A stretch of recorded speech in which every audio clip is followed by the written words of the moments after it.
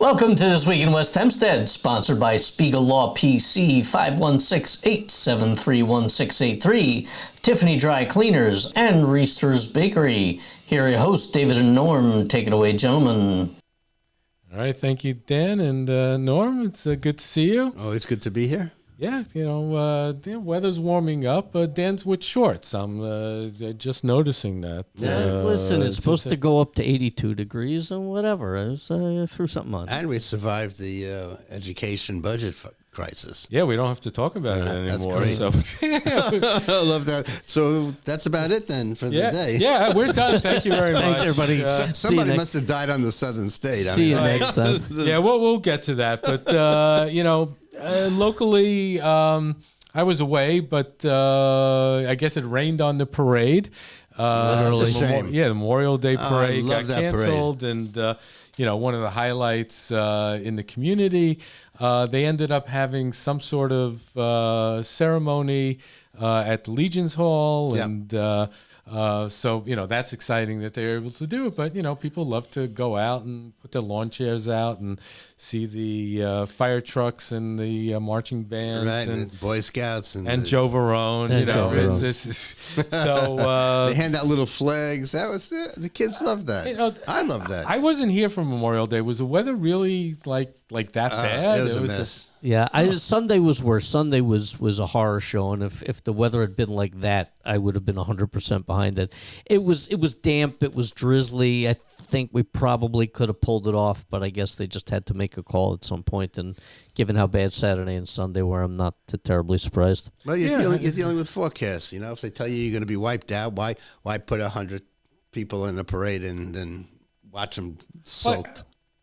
I guess that's the question, is like if they did the parade and it was drizzling, I mean, no one's really at risk, but I think what's at risk is no one's going to show up to watch the parade. So, and a drizzle, you're really screwed one way or the other. No point. So we're hoping next year that, the weather will be great. Yep. Again, we thank, all of our service people, both present and past, who have fought and gave the ultimate sacrifice for this great country. And thank you to the Civic Association for who really put this on, make sure the flags are in place. Flags, all over. It's great. Yeah. I mean, thank you guys. It's, Look, it's a pity it got wiped out, but we're going to reach out to the Civic Association, see if we can get some of the pictures from the ceremony and throw them up on the website, Facebook, so take a look. Yep. And I guess that also marks the official kickoff for summer, hence Dan's shorts, so it's... I'm not going to hear the end of this, am I? No. Thank God there's no sandals, because then forget it. We'd never move off. I've actually been at Jones socks? Beach. Jones Beach is almost Were you there empty. for the... they had like a drone I show missed the or drone something show. like that? No, I didn't. It looked pretty good. By the way, drones scare the living crap out of me. I was watching a show on, not to have a non sequitur, but why the hell not? Oh, why not? I was watching this show on Netflix, this like new science guy, and he did a whole thing about drones and the different ways that are being developed to knock down the drones. And they try this method and it doesn't work, and this method, and you can jam, it doesn't work. Ultimately, what they're coming up with is the fact that you have and there's a big company in the U.S. that's involved. You have attack drones. So when you have a drone, the only real surefire way is to shoot this attack drone and to knock out that drone, because it doesn't have to. You could jam the frequency as an example, but the thing may be already pre-programmed, so there may not even be a frequency to jam. It actually goes beyond that, because now they have fiber optic drones. I know. So they're connected to the ground. They can redirect them anytime they want, and that may be part of their defense against anti-drones. Yeah, and that's we're seeing. Who that, knows? We're living in a new world of warfare. Yep. It really scares me. I hate to say it, but I was watching a segment also about robotic dogs that have machine guns and flamethrowers mounted on them. And you see this dog It sounds running like along. a 1980s movie. It's like a bad dream, you know. I mean, Fahrenheit but the dog, 451. oh my! the dog hunts people and shoots them. I mean, it's amazing. All right, Look, well, we're getting a little paranoid Yeah, here, let's- but the truth is that like it raises all kinds of privacy issues. Frankly, it's safety issues because you can buy one of these drones at this point for like $100, maybe No, a cheaper. lot less than that. Yeah. And like you don't know that anybody knows what the heck they're doing. So you're gonna Yeah. fly this thing out. You don't know what you're doing. You could hit somebody with it. There's impact for some of these things on the flight lanes up above. If you go too high with some of these things, it really is a brave new world. And yeah, you know what? There's things to be paranoid about. yeah. It's, Although they now, I think, already have packages being delivered by drone. yeah, it well, could be. I know FedEx, Amazon UPS. is, they've been. You're going to be able to order stuff and get it delivered in the hour. You know, it's you crazy. know. Well, listen, they're making a new Jetsons movie, and so I think we're all heading, towards there anyway. You got to remember Boy Astro. Elroy. Okay, and let's bring it back local, real local. Interestingly, the Lakeview Public Library. I guess is applying for landmark status. I didn't know that the building, was worthy of landmark status. I don't know what the criteria is for landmark status, but I think in West Hempstead we should start looking around. I know that the Dairy Barn silo is still up, and let's put a plaque on it and dedicate it There for we something. go. What else have we got? I was so depressed when they knocked down, the original Dairy Barn thing, and then Hempstead Tire took over that lot, and they put it back up. I think they're using it basically as a utility pole, but it's kind of cool that they took something that was knocked down and they re-erected it. If that's the right word. I don't know about cool, but it's there. I'm glad our it's, local landmark is like 11 feet tall. I'll bring up a little bit. We got this story about the landmark thing from the Herald, and I'm taking a look here. And apparently, Martin Luther King and members of the Lakeview chapter of NAACP, led a march from Rockville Center to Lakeview on May 12th, 1965. That ended at the library, which apparently used to be the Woodfield Road School. So the people behind this particular effort, believe this is worthy of landmark status. So that's what they're looking to do. Interesting. That's pretty cool. I'm just thinking, outside of Reisterers, which I think, probably would qualify as landmark status. It For is sure. the oldest bakery, family-owned bakery in Long Island. Is there anything else in West Hempstead that has like landmark status? Well, I mean, we've talked before about what used to be Island Basketball. It's got a new name. Oh yeah, right. like they were. I think they were playing semi-pro games there in the 60s. I think they had also concerts, and I Yeah, think Martin there was Luther all kinds King of and stuff. other famous people from the 60s, spoke there as well. Maybe it was the think same it's, time as that Lakeview March. I don't know. Yeah, it could be. It's we gotta look that up. I will fill you in on one thing, and this is just my archivist hat from many ages ago. Sometime in like the 19-teens, there was a hospital where Woodfield Road and Hempstead Avenue now cross. It was a woman's hospital, and the sort of woman behind it was someone, I believe it was Alva Vanderbilt Belmont, who was married at one point to a Vanderbilt, divorced him, traded him in for Belmont, as in Belmont Park. So I think she put a women's hospital up there for a while in the 1915, 16, something like that. So there's a little bit around. Go ahead. I think we should spend more time with the Historical Society because those ladies know everything there is to know about. The Historical Society is an amazing Amazing organization, and they get together on a regular basis at Reisterers. We need to pop in there. And it's really exciting. And, before we get off the subject, I was thinking about that Kwanzaa hut that's on Woodfield Road that I think, if I remember correctly, and jump in if I'm wrong, I think that was like the first Jewish congregation Yep. on It Long was a Island synagogue. or something like that. Yeah, it so was. that also, again, who would think that a Kwanzaa hut would be able to, to get to a landmark status? But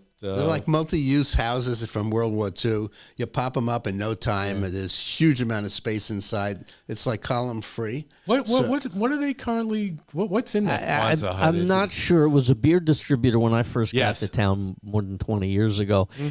I think it was some like package distribution place for a while, and I only know this because at one point we were looking at possible rentals around there for our congregation that didn't have to happen. But so I don't know. I've seen for rent signs up there, but who knows? Constantly. Yeah. So okay.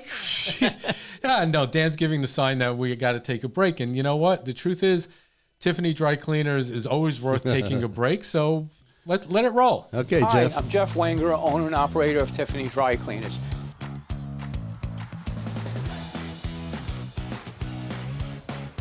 We've made things even easier. Schedule a cleaning pickup just with one click on our new app or website. And don't forget, we offer free pickup, delivery right to your door. Tiffany Dry Cleaners gets it just right. All right, thank you, Dan.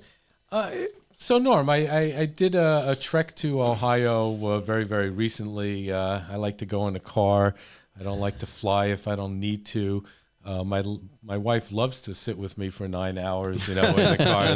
There's nothing better. But one of the things that I noticed both coming and going back from Ohio, which is that once you leave New York, the roads become civil again. There's enforcement, like every 20, 30 miles, you see cops all over the place. Especially in Pennsylvania, they've done an incredible job of keeping the roads clear. Once you get to Ohio, there's no crazy, you don't see like the 120 mile an hour roadsters, crazy people going down on Southern State Parkway. It just doesn't happen. And then, of course, as you come back to New York and you get to the Belt and, crossing over from the Verrazano, it all hell breaks loose. You're navigating between potholes left and right. And then you got all the lunatics back on the road. Yeah. And we keep getting these fatal accidents. I hate to talk about it, but it's unfortunate. Yesterday, a man was fatally struck by crossing Hempstead Turnpike, and this was by Franklin Avenue in East Meadow, and it was a 70-year-old who was a woman who was driving a Toyota Camry that hit him, and I think it's a him. Actually, they don't say they just say a victim. And then there was another story in East Garden City, right around here, that a fatal, I think it was a motorcycle accident that took place at Charles Lindbergh Boulevard and Meadow Street. And it was a 2011 Suzuki motorcycle. And there was no other injuries. But again, it's just like a normal day in Nassau County. And it's like, I don't get it. It just continues to annoy me. Yep. Motorcycle guys, I watch them on the highway all the time, weaving in and out. I mean, they're taking their lives in their hands. Yeah. So, some of these guys don't obey the rules and then get clipped. Yeah. By the way, I know what you're talking about because I used to do a drive from here to the D.C. area pretty regularly, and I knew when I was back in New York, right? You'd be on the New Jersey Turnpike, and everybody was behaving, and you'd hit exit 9 and exit 10 on the New Jersey Turnpike heading northbound, and all of a sudden everything went back to hell every single time. Outside New York, they have this concept of courtesy. I don't know exactly how that Yeah, works. But apparently they allow people to get in front of them, and they don't mind if you get into their lane, and it's you're welcome. I mean, we just ran the Indy 500, and that's the Southern State Parkway. Exactly. It's not. Now, I will say that I have seen a little bit of a stepped up presence on the highway, and I have seen some state troopers who are there, and but again, it's like ever since COVID, it's just been like lawless, and they don't rein it in. Politicians, listen, please help us. And late at night, it's just insane. I mean, you can hear, it's like the Indy 500. Yeah. You can hear them. Yeah. 100%. And, we're like a mile and a half off the highway, and they're in front of our house. Yeah. I will say I took a cross-country road trip about 10 years ago, and there's something in Wisconsin, and this is apparently a known thing, of people just hanging in the left lane, no matter how long the traffic is stuck behind them. So we're not the only place with idiots. I just think ours are a lot more dangerous than others. We're professional idiots. So this is very specific to Wisconsin. It's a weird thing. I don't know. Something to do with the cheese? It's a cheese. Maybe it's the cheese. What can I tell you? Library, they were promoting their digital collection open on Hoopla. And I'm not sure if Hoopla is like their main library. I thought it was called something else, Dan. Libby is the thing you're thinking about, but So what's Hoopla? Hoopla's, honestly, they have two different electronic systems where you can get books and access to media and all kinds of other That's cool. stuff. It gives you more options. It says go. download the Hoopla and Libby apps to borrow from our digital collection. That's pretty cool. I mean, that's great stuff. I was in the library last week. They had the last quail as a gave Oh, birth. cool. He's hopping around having a good time, and he's gone. He's wherever they send him to some farm someplace. So Nice. He's gone. But that was a great idea. I mean, It was very cool to see. It was really a lot of fun to go and to see and to see their little incubator and hear those little chirping sounds. I mean, And then they had that lending of everything Their corner. library of Oh yeah. stuff. So what did you get? I didn't get anything, but there's all kinds of electronic stuff there that you might want to try. Like I think they had the goggles. I think that we should rent those 3D goggles. And we should talk about the experience of renting it. We should then do it live on air because it's such a. Who's going to go out and spend, I don't know, whatever it is, Right. You try them out. Probably takes you an hour to learn how to use them, but other than that, it's they have such an easy. eclectic group of items. I know. That you They're can very rent strange. out. It's great. And the I will games. say I've tried those goggles a couple of times, and I'm so confused. Like I don't know which way to turn or what to do. But they're kind of neat. You can do all kinds of stuff with them. Yeah.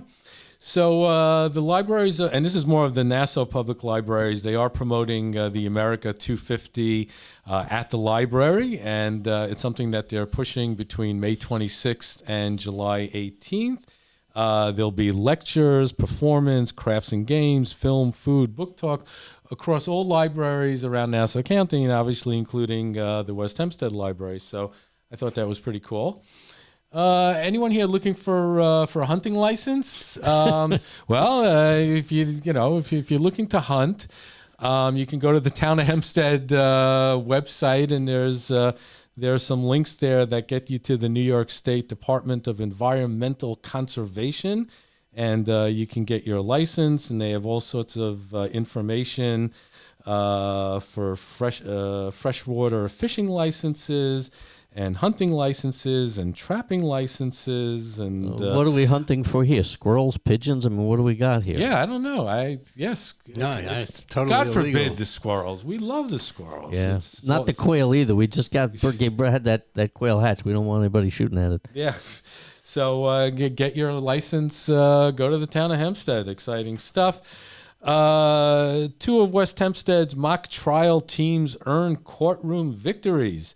The West Hempstead School District was proud to celebrate an outstanding achievement by students from George Washington School and the West Hempstead Secondary School, whose mock trial teams both earned victories on May 7th while competing in the Nassau County Supreme Court Future Advocate Mock Trial Program.